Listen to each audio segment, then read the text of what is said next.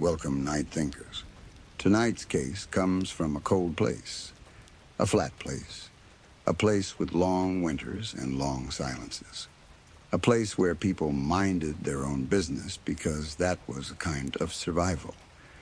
A small farming town in central Wisconsin, Plainfield. If you've heard the name Plainfield before, it may already carry a certain chill. If you haven't, then let me take you there slowly. We're going back to the middle of the 20th century, back to a town of only a few hundred people. A town with one main street, a hardware store, a bar, a few gas pumps, a school, and not much else. A town where everyone knew everyone else, at least on the surface, and yet no one knew what was going on inside a certain farmhouse just outside of town. You're tuned to The Velvet Obscura, the midnight signal for sleepless minds. Tonight, we open another file. This is Case Files, story of Ed Gein, known as the Butcher of Plainfield. Before we begin, tell me, where are you listening from tonight? Leave your answer in the comments. It is always interesting to know where the broadcast is listened from. If you like what I do, please follow the broadcast and press the like button so I know you are here listening. Now, let's drift into Plainfield. In the 1940s and 1950s, it was the kind of place where winter sat heavy. Long stretches of two-lane roads curled through harvested corn and dry marsh. Houses and barns stood by themselves on wide, flat land. Not in neat rows like a suburb, but in lonely clusters. A building here, another one a quarter-mile down, another one after that. You could drive for several minutes and only pass one mailbox. People hunted deer in November. They repaired their own roofs.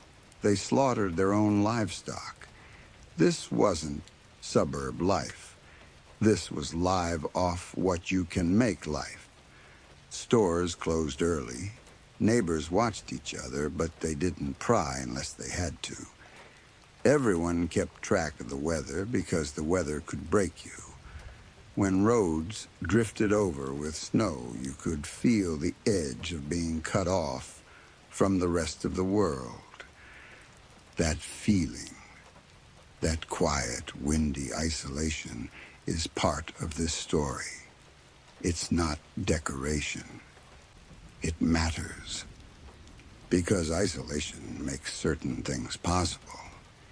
In a city, if you act strangely, you get noticed by a lot of eyes. In a place like Plainfield, if you act strangely, but you're mostly polite, mostly quiet, mostly helpful, people might let it pass. They might say, well, that's just Ed. He's a little odd, but he'll fix your fence if you need it. He'll babysit your kids. He'll clear your snow. He's fine. We're going to talk about Ed Gein tonight. But we're not going to start with the crime scene. We're going to start with a little boy.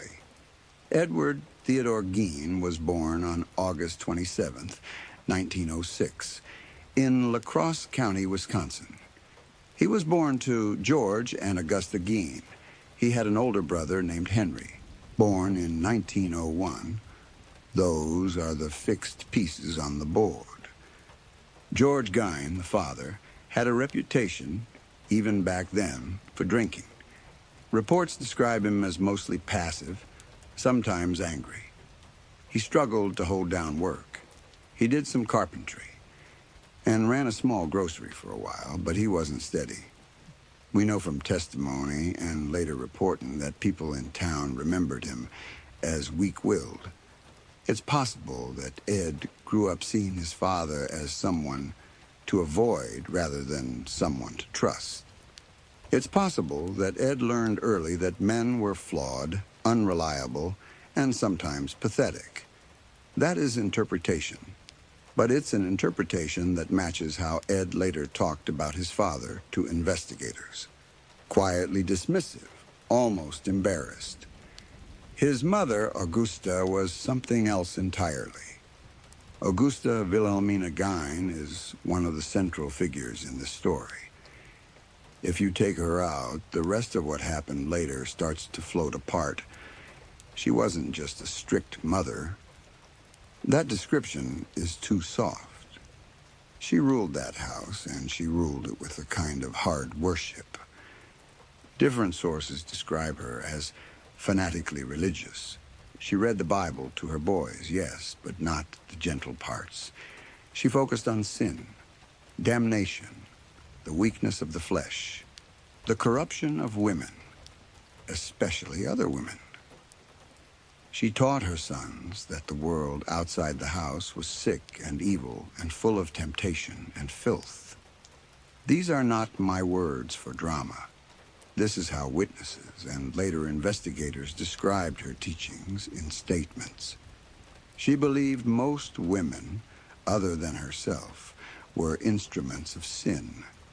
She believed sex was dirty. She believed the world was ending, morally speaking. From what we know, she did not want her sons to have friends. She tried to keep them apart from other kids, away from girls, away from outside influence. She did allow them to go to school. You can't really stop that in a rural community without drawing attention, but she discouraged social connection. So what you have is two boys, Henry and Ed, who are allowed to be in the world just enough to see it, but never to belong to it. That does something to you over time, especially if you're a boy like Ed. When classmates and neighbors later described him, they used words like quiet, shy, and strange, but not violent. He sometimes laughed at odd moments, like at the wrong time in conversation. That's in actual recollections from people who knew him in childhood and early adulthood. They notice he would smile or giggle to himself, sometimes in a way that felt out of place. He also had a tic. He would sometimes seem nervous, almost childlike, even as an adult. People later said he had this soft, almost boyish way about him. And if you're picturing a monster, freeze that thought. A lot of the people who knew him said he seemed gentle. That contrast is one of the hardest parts of this case for people in Plainfield to accept even now. It's possible that Ed had trouble understanding social cues. It's possible that he had developmental or cognitive differences that made it hard for him to bond with other people his age. This was never diagnosed in any formal way in his childhood. Rural Wisconsin in the 1910s and 1920s was not a place with deep child psychology resources. But after his arrest in the 1950s, doctors who evaluated him described him as having a kind of arrested development. They said he seemed emotionally younger than his actual age. That is on record. He did not present like a typical adult man. He presented like someone who never truly left childhood. So now you have the picture. An isolated farmhouse, a mother with a punishing moral worldview, a passive alcoholic father, two boys who are not allowed to connect with anyone else, and a younger son, Ed, who is already drifting toward fantasy and private thought. We're going to hold here for a slow moment because this is important. In stories like this, people like to say he just snapped. But when you follow the record, he just snapped is almost never true. It's usually something that starts early and grows in secret, in layers. The loneliness is one layer. The moral obsession in the house is another layer. The humiliation of the father is another. The worship of the mother is another. The social isolation is another. By the time Ed was a teenager, those layers were in place. When Ed was still young, the family moved from La Crosse County to the Plainfield area, and they settled on a farm. This farm is important. This is the place that will become part of American crime history, and not in the way anyone there would have wanted. The Gein farm sat on several acres of land, with fields, outbuildings, and the main farmhouse. The house itself, even in those early decades, was not warm and happy. People who went there later described it as dim, cluttered, and unwelcoming, especially as the years went on. Ed's mother kept certain rooms clean and almost sacred. Her bedroom, the sitting room, and those rooms would later be sealed off like museum pieces, left untouched after her death. We'll come back to that. That's a key part of the way his mind held on. But in those early years, before everything fell apart, that house was a pressure chamber. Augusta preached. George drank. The boys worked. That was the rhythm. And on the surface, it worked well enough for no one to get involved. There's a detail that comes up in multiple sources about Augusta. Neighbors described her as proud. Not proud like confident, proud like severe. She looked down on others in town. She believed most people were weak, sinful, foolish. She believed her way was the only way to live. She did not want her sons out in what she saw as that filth, so she kept them close, especially E.D. This is where we start to see something that will echo later in a very dark way. Ed's attachment to his mother. Even as an adult, even in his 40s and 50s, long after most people leave home, date, marry, start a life of their own, Ed did none of that. He stayed the boy. He worshipped Augusta. He described her after her death as a saint. He called her the only one who ever loved me. That's not a paraphrase, and that's what he said, recorded in interviews after his arrest. He saw her as perfect. He saw other women as dirty. And that didn't come from nowhere. That was something she planted, and he watered. Now, we should be careful here. A controlling parent does not automatically create a killer. That would be unfair and untrue. Plenty of people grow up in strict, judgmental homes and become completely peaceful adults. What we're talking about is not cause and effect in a simple way. We're talking about ingredients, conditions, pressures. We're talking about how someone like Ed Gein, with his particular mind, responded to those pressures. It's possible that Ed didn't develop normal boundaries between self and mother. It's possible he never saw himself as a separate, grown person. It's also possible that when she died, that absence tore something loose inside him. We'll get there. But first we need to move through the rest of the family. Let's talk about Henry. Henry George Gein was 5 years older than Ed. He was, in most reports, the more socially normal brother. He did odd jobs, he went into town, he seemed more realistic about their mother. There are accounts that suggest Henry sometimes criticized Augusta in front of Ed. He would tell Ed that she wasn't always right, that she was too much, that she had problems of her own. Based on later testimony, this upset Ed deeply. You can imagine what that felt like. If your mother is your whole world, and your brother starts saying she's not holy, that's almost like blasphemy. It's a crack in the only story you believe. This tension between the brothers will matter later, because Henry will die under strange conditions. But we're not there yet. In the 1940s, the Gein family structure began to break down. George, the father, died in 1940. That's documented. His death removed one presence from the house, but it didn't bring peace. In some ways, it brought more pressure onto the boys because now everything that had been spread between three adults tightened into two sons and one mother. After George died, Ed and Henry started doing more work around town.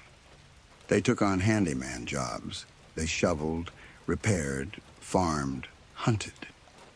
Ed in particular got known in Plainfield as someone who could help you with little chores, fix a window, watch your kids. That last part, babysitting, is in the record. People in town really did trust him to be around their children. They did not think he was dangerous. They thought he was odd, yes, but harmless. Almost harmless to the point of soft. There are accounts that he sometimes acted playful with kids in a way that felt more like he was another child rather than a grown man. Again, we're seeing that theme.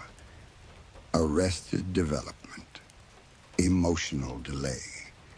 A man in his 30s or 40s who felt, inside, closer to a boy. Now, I want you to sit with something. Picture this. It's late November in Wisconsin. The sun goes down early, snow in the ditches. You drive down a 2-lane road lined with bare trees. You pass a mailbox leaning a little from the weight of old winters. And out past that, across a stretch of hard ground, you see a farmhouse with the windows dim. No TV light, no glow, just the kind of gray. That farmhouse is the Gein place. By the middle of the 1940s, that farmhouse had already become a world of its own. And soon, it would become something else, a vault. We'll move there, but gently.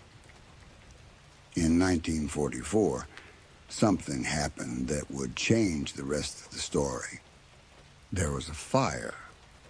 According to reports from that time, Ed and Henry were out burning brush on the property. A normal job. Farms clear brush that way. It's not unusual. The fire, according to Ed, got out of control. Smoke and flames spread. At some point, Ed said he lost track of Henry. When the local authorities and neighbors arrived and helped control the fire, Henry was missing. Ed led them, and this part is important. Not in a wide search. Not calling his brother's name into the marsh, but directly to Henry's body. Henry was found face down. He had bruising on his head.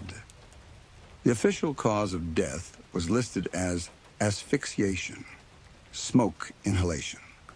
That's the official call. No one pressed it further at the time. There was no full criminal investigation. No one charged Ed. No one accused him. The death was accepted as an accident. Now, let's talk about how we handled this next part carefully. Some later writers and some later detectives believed that Henry's death was suspicious. They looked back and said, why were there marks on his head if he only died from smoke? How did Ed lose his brother and then walk searchers straight to the body as if he knew exactly where Henry had fallen, even though visibility would have been low? Why did Ed tell people earlier that Henry had started talking bad about their mother? Those questions exist in real commentary about the case. It's possible that Henry's death was not an accident. It's possible that Ed played a role. It's possible that anger, jealousy, and loyalty to Augusta boiled over that night. But we have to be honest. Ed Gein was never charged with killing his brother. There was no formal finding of homicide. There was no trial for that. All we have are circumstances that look strange in hindsight. So here's how we can say it and keep it true. Henry Gein died in 1944 during or after a brush fire on the Gein property. The official story of the time was that he died from smoke inhalation. He was found with bruising on his head. Some investigators later believed that this might point to foul play, possibly at Ed's hands, possibly connected to arguments about their mother. But that was never proven in court. It remains an open suspicion, not an official ruling. After Henry's death, it was just Ed and Augusta. And this is where, if you're following the emotional arc, you can feel something closing in. For almost 4 decades, Ed Gein's world had been controlled by 2 forces: his mother's voice and whatever small balance the others in the house could create against it. With his father gone, and now his brother gone, the only human being left in his world was Augusta, his anchor, his law, his moral authority, his God. And then not long after, she began to fail. Augusta Gein had a stroke. Her health declined. Ed cared for her. This part is on record. He took care of her in those last years with extreme devotion. He cooked for her. He stayed close. He stayed obedient. He did not leave her side more than he had to. And when she finally died in December of 1945, Ed Gein's world shattered. That is not being dramatic. That is a direct description of what followed. By his own later words, Ed saw his mother's death as the worst thing that had ever happened to him. He told people that after she died, he was completely alone. He said she was his only friend. That's how he put it. He did not process her passing like most adults process the death of a parent. He did not grieve and then move forward into adult life. He froze. After Augusta died, Ed sealed certain rooms in the house. He closed them up, her bedroom, the sitting room she used, and he left them almost like shrines. Dust gathered, newspapers yellowed, furniture sat untouched. The rest of the house, meanwhile, began to fall into filth and decay. So you had 2 worlds inside one farmhouse. The holy rooms, frozen in time, and the rest of the structure, which began to rot. This next part matters because of what will later be found there. As the years went on, and as Ed drifted farther from ordinary life, that farmhouse changed from a family home into something else. Something private, something shut off, something that held objects no one in Plainfield could have imagined. You may be feeling sleepy now. That's all right. You're safe here in the dark. I'll keep talking.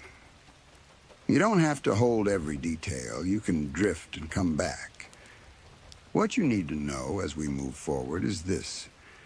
By the late 1940s and early 1950s, in Plainfield, Wisconsin, there lived a man named Ed Gein. He was quiet. He did handyman work. He sometimes babysat. He sometimes acted childlike, even as an adult.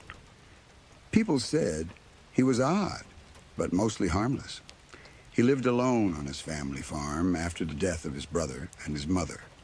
He kept certain rooms of that house sealed, like relics. He spent long nights alone. And sometime in those long nights, something inside him began to change in a way that would lead, step by step, to one of the most disturbing discoveries in American criminal history. This loneliness is important.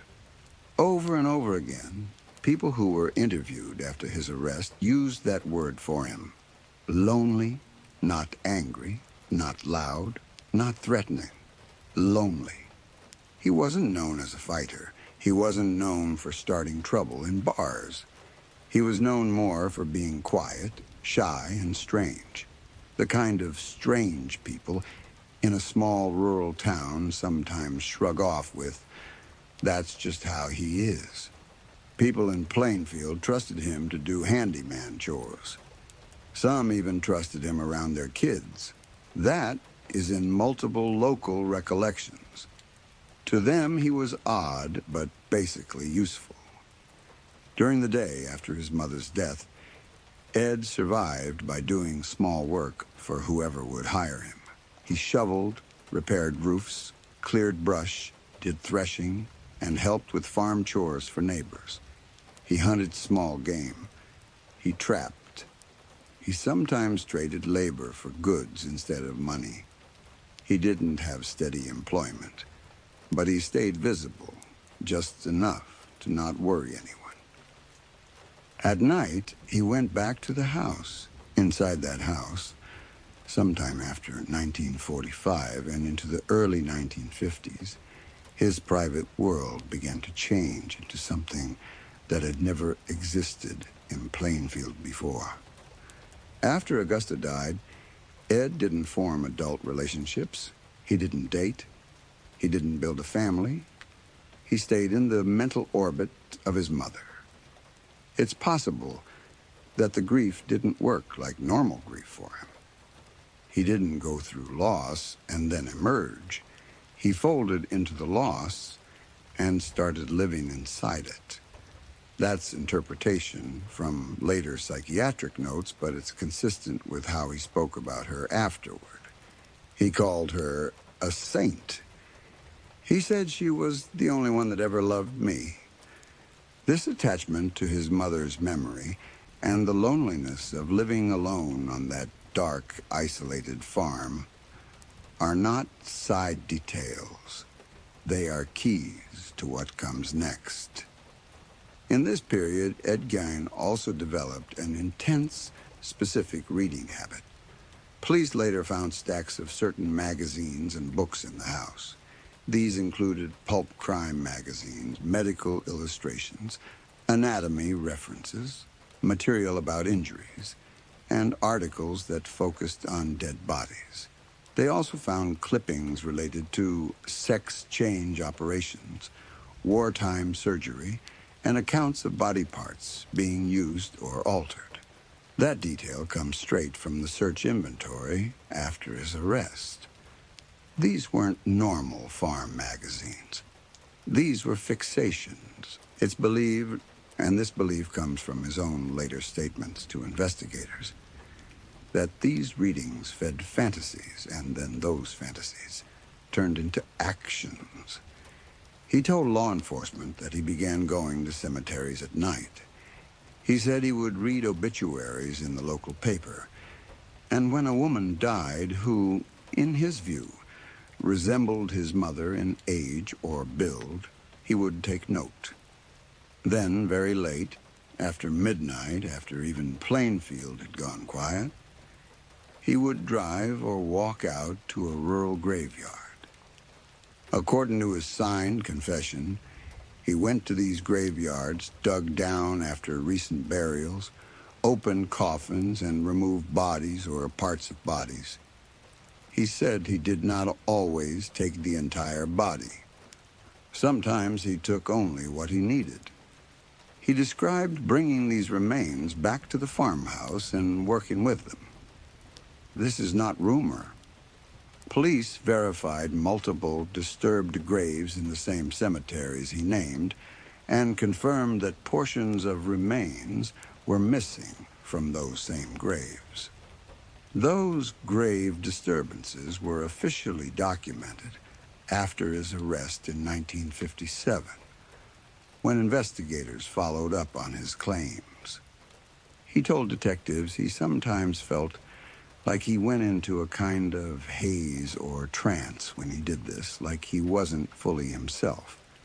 That description, a sort of detached state, is in the interrogation notes. It is possible that this was a way for him to distance himself from responsibility, or it may reflect how he was actually experiencing his actions. We can't prove which, only that he described it that way.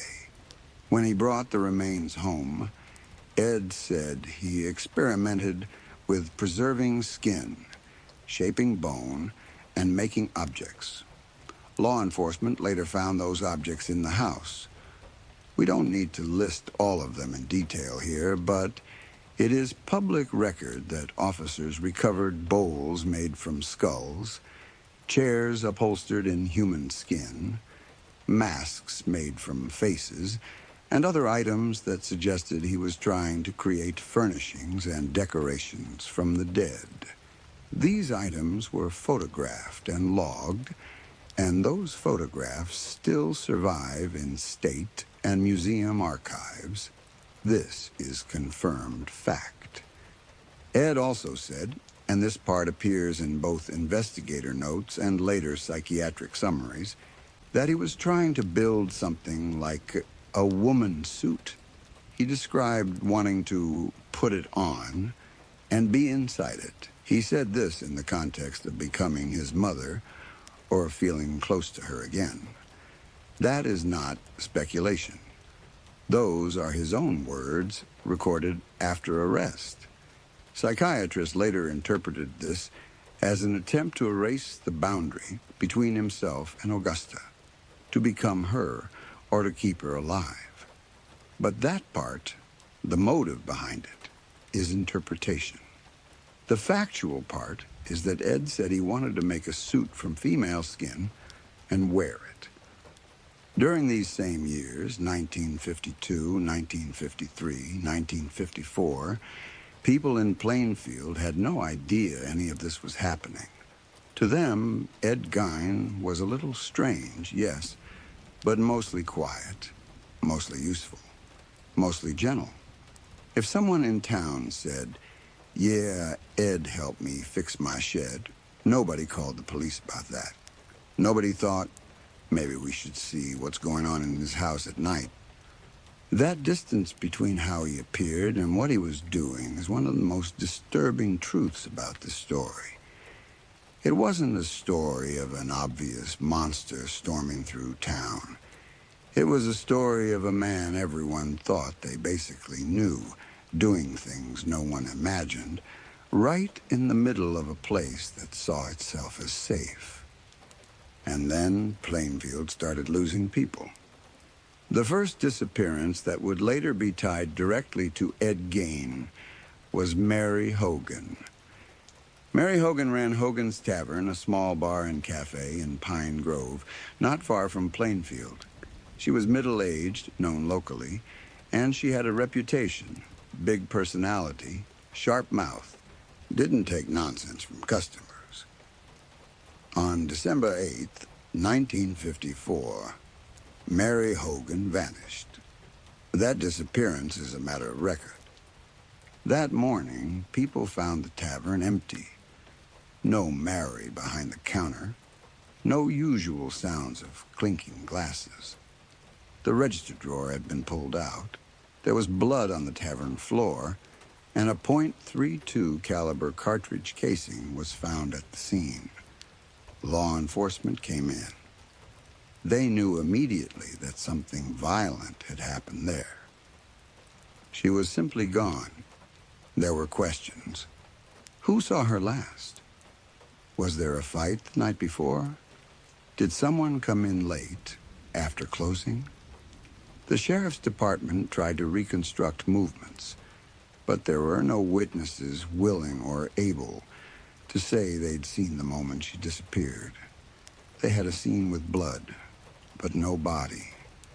And in 1954, rural Wisconsin, without cameras, without forensic science like we know it now, and with almost no violent crime in these towns, the case didn't move fast. For years, literally years, Mary Hogan was just missing. Her case was open, but it wasn't solved. This is confirmed. Ed Gein was not arrested in 1954. He was not charged. He was not brought in as a suspect in her disappearance at that time. He was still walking free in Plainfield. still doing small chores for families, still reading crime magazines, still living alone in that decaying house. There are later statements from Plainfield residents saying that Ed, in casual conversation, would sometimes joke, "Mary Hogan's not missing. She's at the farm right now. People have reported that they laughed this off as dark humor." That detail that he made those comments shows up in multiple interviews given after his 1957 arrest, though of course we have to acknowledge that human memory can twist when people learn the truth. Still, enough separate locals claimed it that investigators recorded it as consistent. If true, it suggests he had already crossed the line between secret and confession, toying with the idea that no one would believe him anyway. It's possible he wanted to feel seen without actually being stopped. We can't confirm his motive, only that the statements were reported. Even with Mary Hogan gone, life in Plainfield kept moving in its slow, practical rhythm. The town had under 1,000 people in that area at the time, spread across farm roads and marsh. People hunted deer in the fall. They plowed their own driveways in winter. Neighbors helped neighbors pull a truck out of a ditch. It was that kind of place. Fear didn't settle at first. The Hogan disappearance felt upsetting, yes, but not like the start of a pattern. People told themselves it was something from outside, some drifter, some stranger. People in towns like Plainfield often believe that real danger only comes from somewhere else. That belief would not last. On the morning of November 16th, 1957, in Plainfield, Bernice Worden went missing. Bernice Worden was the owner of the local hardware store in town. She was well known, steady, respected. She ran the store herself. Her son, Frank Worden, worked in law enforcement. He was a deputy sheriff. On that November morning, it was deer hunting season in Wisconsin. Frank went out hunting. Bernice opened the store like always. Later that same day, when Frank came back into town, he saw something that wasn't right. The store was empty. The cash register sat open. There were signs of struggle, a smear, a trail, blood on the floor, a drag mark leading toward the back. Bernice was nowhere in sight. And on the counter, he found the last sales slip she had written before she disappeared. It was a handwritten receipt. It said, in plain words, that she had sold antifreeze. The name on the slip was Ed Gein. That receipt is one of the most important physical pieces of evidence in the entire case. It still appears in summaries of the investigation. It connected an active missing person directly to a living resident of Plainfield, on paper, in her own handwriting, in real time. Frank Worden notified Waushara County Sheriff Art Schley. The sheriff, deputies, and other officers moved fast. They found Ed that same evening at a neighbor's house where he was reportedly eating dinner. He didn't fight. He didn't run. According to accounts from that night, he went with officers calmly. He was brought in for questioning.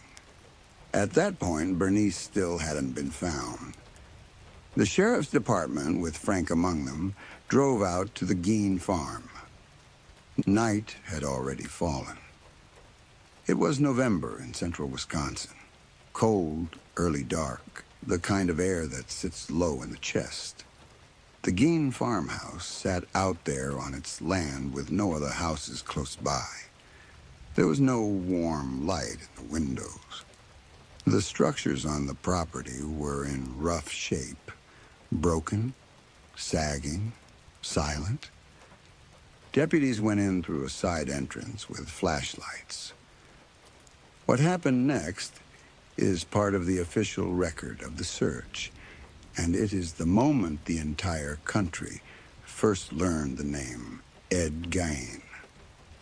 As the deputies swept the kitchen and back areas of the house, they found the body of Bernice Worden. She had been shot.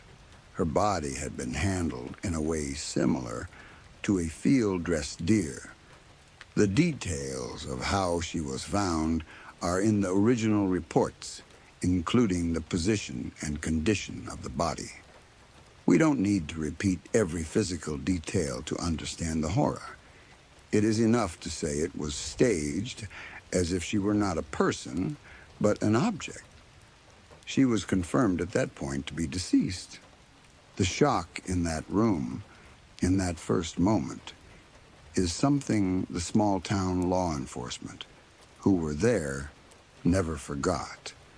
Some of those officers later said in interviews that what they saw in that farmhouse stayed with them for the rest of their lives.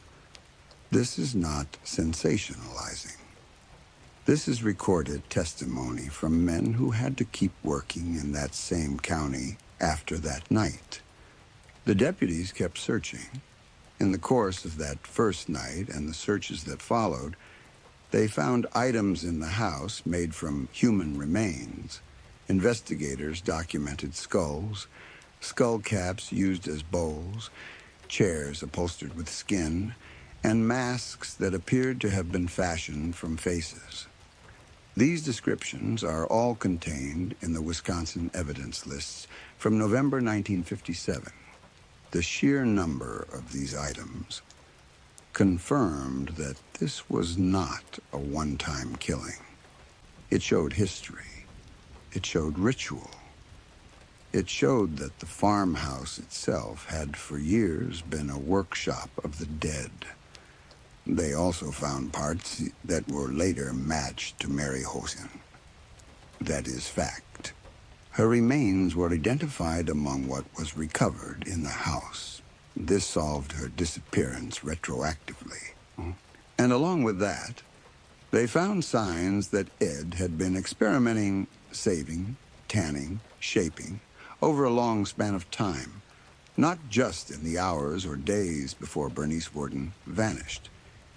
His statement about grave robbing, which officers at first might have dismissed as crazy talk, began to sound possible. Investigators pulled cemetery records and, under supervision, checked certain graves. They discovered that he had been telling the truth. Some graves had indeed been disturbed. Some coffins had been opened. Some remains had been altered and removed. It is important to be clear about this. Police were able to confirm that at least some of the remains in Ed Gein's house came from graves, not living victims. That means that while he did murder Bernice Worden, and while he very likely killed Mary Hogan, in 1954, based on physical evidence found in his home and his later statements, much of what shocked the nation, the furniture, the masks, the preserved body parts, had been built out of corpses he dug up. That doesn't make it less horrific. But it does make it different from the myths that later tried to link him to dozens of murders. There is no verified evidence that Ed Gein killed dozens of people. That is invention from later rumor and fiction. The confirmed homicides tied directly to him are Bernice Worden in 1957 and, strongly indicated by evidence, Mary Hogan in 1954. The rest of the material in the house largely came from grave robbing. That is consistent with law enforcement findings, court records, and his own statements. From the moment Bernice Worden's body was found, the case moved from missing person to homicide, to something nobody in that area had ever seen. Ed Gein was placed under arrest. Word spread instantly. Reporters from Milwaukee, Madison, Chicago poured into Plainfield almost overnight. The entire country began to hear about the Butcher of Plainfield. That label was used in newspapers at the time. It was built for shock. It was designed to freeze people's blood.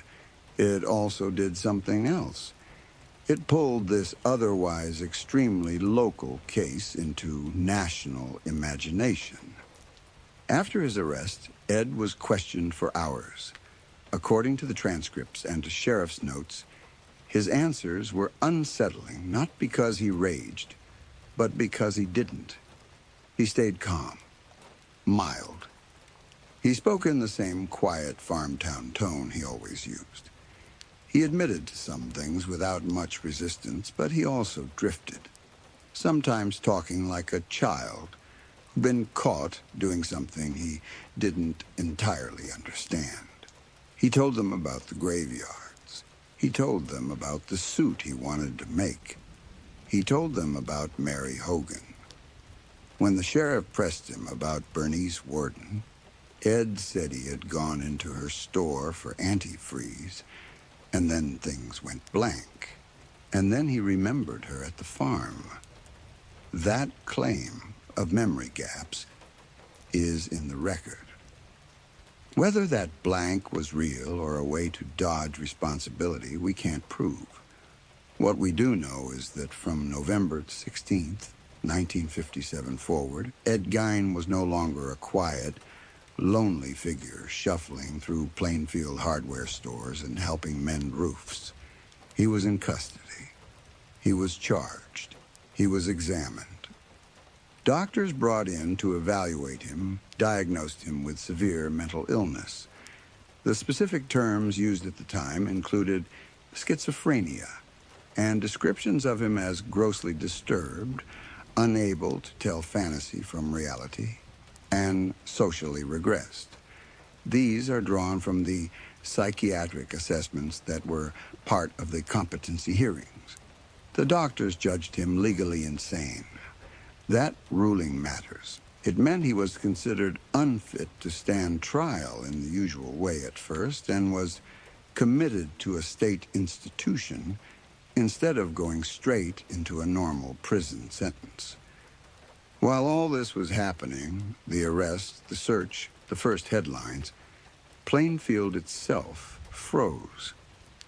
This was a town where people didn't lock their doors in winter because they needed neighbors to be able to get in during an emergency.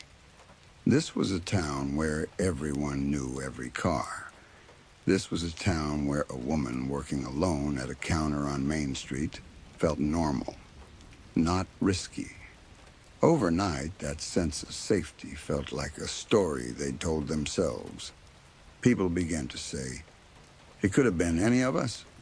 Older residents who were alive at the time said later that everything in Plainfield changed in a single day. There is a detail here that sits in a lot of retellings, and it is true. When officers searched the farmhouse, they also found rooms that had been sealed off and left completely undisturbed, kept almost in perfect, dusty condition. The holy rooms of Augusta Gein. Those sealed spaces did not contain any of the horrors that filled the working part of the farmhouse. They were neat, frozen, and preserved. That sharp contrast, his mother's untouched sitting room versus the kitchen full of human remains, gave investigators something they could not ignore. To them, it said that this was not simply a man killing for pleasure. This was a man living in a world that revolved around one person, even after she was gone. The way they interpreted it, he had tried to recreate her presence through objects made from other women, and to keep her memory alive by never disturbing her spaces. That interpretation comes from the sheriff's notes and from later psychiatric evaluations. It is consistent, but it is still interpretation of motive. The physical reality is this. Bernice Worden's body was found in the Gein farmhouse on November 16th, 1957. Evidence found in that same house physically linked Ed Gein to Mary Hogan's disappearance in 1954. Law enforcement found numerous human remains and constructed items in the house, some of which were matched to graves that had been disturbed. Investigators confirmed that Ed Gein had been removing bodies from local cemeteries, working on them in secret, and keeping parts of them in his home. All of this is supported by police reports, court records, and contemporary news coverage from Wisconsin and national outlets in late 1957 and 1958. None of this is invention. By the end of that first night, the Gein farm was no longer just that broken-down place out on the edge of town. It was a locked crime scene. Deputies guarded it. Photographers documented every room. Items were tagged and bagged. Journalists, some of whom had never heard of Plainfield, Wisconsin, the week before, now pushed up against the thin police line at the property, trying to catch a glimpse inside. And Plainfield, which once would have closed in and protected its own, did something different now. It looked at the farm from a distance, like a wound it didn't want to touch. They said Ed barely blinked when they told him what they'd found in his house. He sat there in the small interview room, pale under the overhead light, answering questions as though the world outside still moved on the same rhythm it always had. When the sheriff read the list of items aloud, Ed nodded, polite, and at one point said softly, "I guess I made a mess of things." Those were his words, written down in the official notes that night. The doctors who came later found him cooperative. He smiled, he helped them with chores, he drew simple pictures and liked reading comic strips. He didn't fit the picture of a violent man. What they saw instead was someone living behind fog glass, cut off, confused, yet oddly at peace in the small routines of the hospital. Their diagnosis used the words of the time: schizophrenia, chronic, mixed type, meaning a mind divided between the real and the imagined. They described delusions, fixed beliefs that guided his actions, and a personality so withdrawn it seemed frozen somewhere in childhood. In their notes, they wrote that he spoke of his mother as if she were still present. He believed she watched over him, guided him, forgave him. When investigators asked why he had done what he did, he didn't talk about hate. He said he felt a strange pull. He said he wanted to bring her back. He said he thought sometimes that if he made her image whole again, she might not be gone anymore. That line between grief and madness is the narrow bridge on which his story balances. The court in Washara County held hearings through 1958. Reporters crowded the steps, sketch artists filled notebooks, and Plainfield residents avoided eye contact with the cameras. The judge listened to the doctors. They testified that Ed Gein could not understand his crimes in a normal way, that he had lost contact with reality long before the killings. The verdict was that he was legally insane, meaning he would spend the rest of his life in a state hospital rather than a prison. He was first sent to Central State Hospital at Waupun, then to Mendota Mental Health Institute in Madison. There he lived quietly for the next 26 years. Staff described him as polite, helpful in the kitchen, even gentle. He read westerns and mystery magazines. He liked to play cards. He sometimes talked about his farm. about hunting, about the weather. He rarely spoke about his mother, and when he did, he smiled faintly, as if she were still somewhere close. In 1958, while he was already confined, the old Gein farmhouse burned to the ground. No one ever proved how the fire started. Some thought it was kids. Others said it was townspeople who couldn't stand the sight of it anymore. The ruins cooled to ash in the spring rain, and the land was eventually cleared. Plainfield tried to breathe again. The years passed, and the story changed shape. Writers took the outline, and a quiet man, a lonely farm, the terrible discovery, and turned it into fiction. In 1959, Robert Bloch wrote Psycho, and a year later, Alfred Hitchcock filmed it. Then came the Texas Chainsaw Massacre, deranged, and much later, The Silence of the Lambs. Each borrowed pieces of the record and built new monsters from them. Ed Gein became a shadow, half-truth, half-myth, drifting through American nightmares. The real man stayed behind hospital walls. He aged. He grew gray and thin. He died at Mendota on July 26, 1984, of respiratory failure, age 77. There was no public funeral. He was buried in Plainfield Cemetery, not far from the graves he had once disturbed. For years, his headstone drew vandals until it was stolen and later recovered in fragments.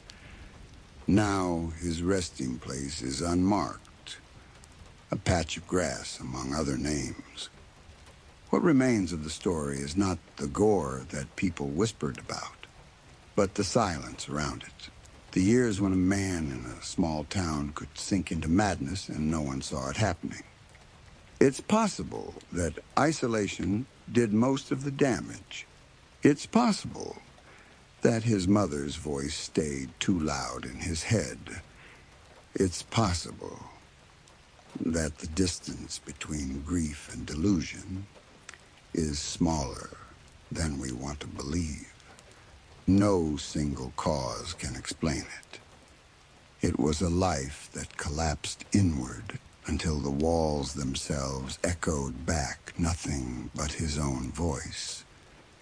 And now, in the late quiet of night, that echo drifts through stories like this one. A reminder that darkness in human life often grows in places where nobody looks. Barns left to sag, hearts left unattended, minds left alone too long.